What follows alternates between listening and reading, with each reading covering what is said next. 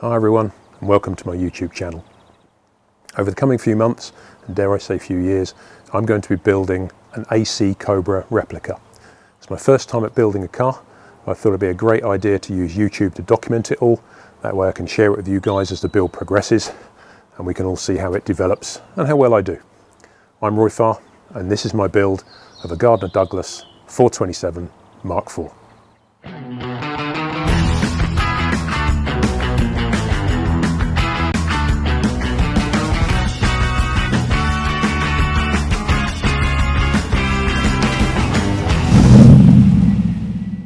Now, before I could get started, like many builders, I had to find some space in the garage.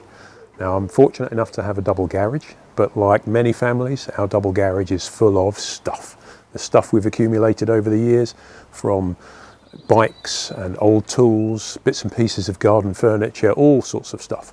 So the first order of business was clearing all of that out and then look at the state of the place.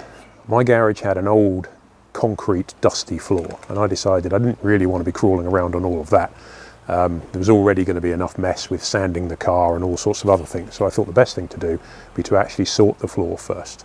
So the first thing I did is I took a look at a company called Resin Coat. I decided I wanted to give the floor a complete epoxy resin finish, so I shot a very few basic time-lapse type videos which documented the process of me sanding the floor, grinding all of that flat, giving it some sealant and a few crack repairs here and there where the concrete had actually split, sealing all of that, giving it a floor screed so I could actually level it out a bit.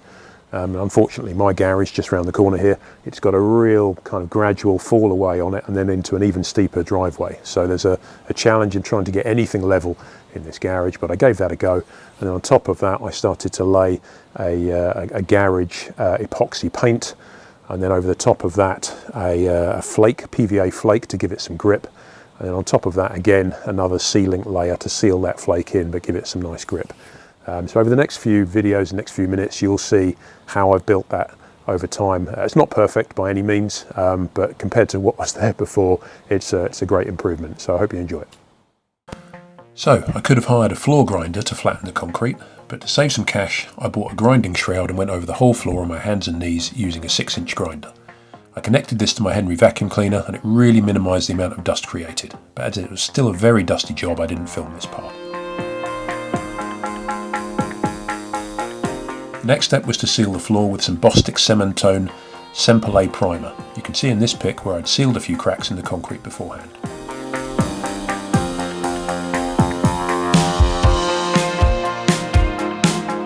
After priming, I wanted to level the floor.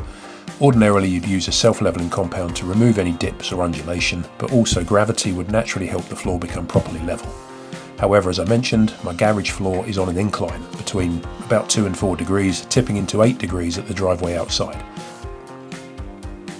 This made using the self-leveling compound somewhat problematic, as you'll see when the screed starts running out of the garage in a minute. It did the job, but it wasn't ideal.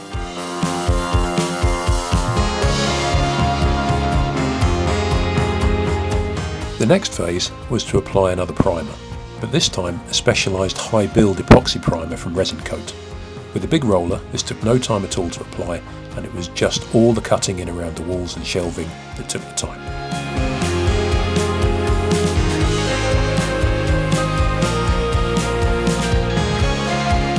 Once dry, there were plenty of roller marks visible, but I wasn't worried at all about those, as it was really just to provide a good base for adhesion of the other layers to follow.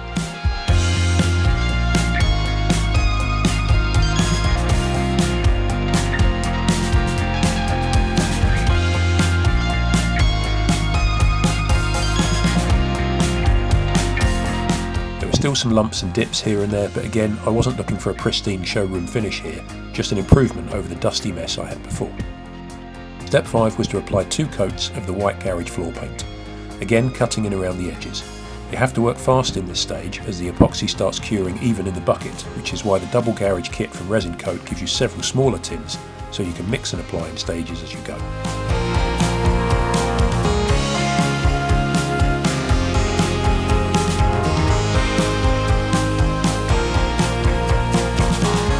Next step was to apply the flake, and this was harder than it sounded to do evenly. With the lumps and bumps, it made sense to apply a reasonable amount to provide good grip, throwing clumps in the air and letting them settle, but as you can see in some areas it clustered more than others.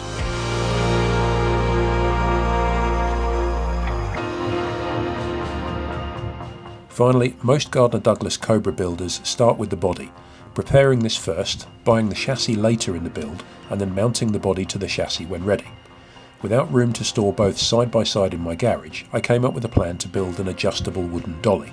The body would sit on the top, at a height I could work on it. When ready to take the chassis, I'd lift the body off, raise the platform, then I could store the chassis underneath when not working on it. At least that was the plan.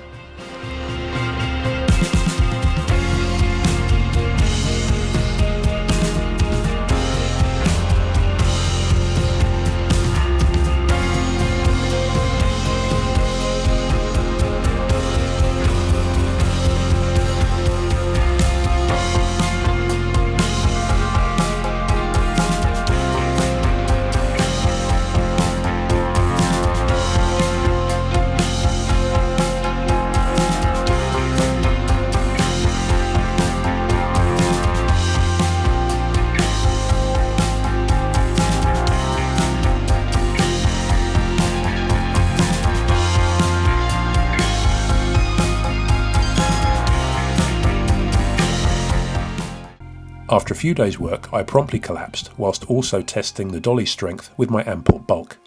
Since then I've made one minor modification, adding a couple of sheets of rubber coin matting for extra grip. Thanks for watching so far. In the next video I'll be collecting the body and the chassis. See you soon.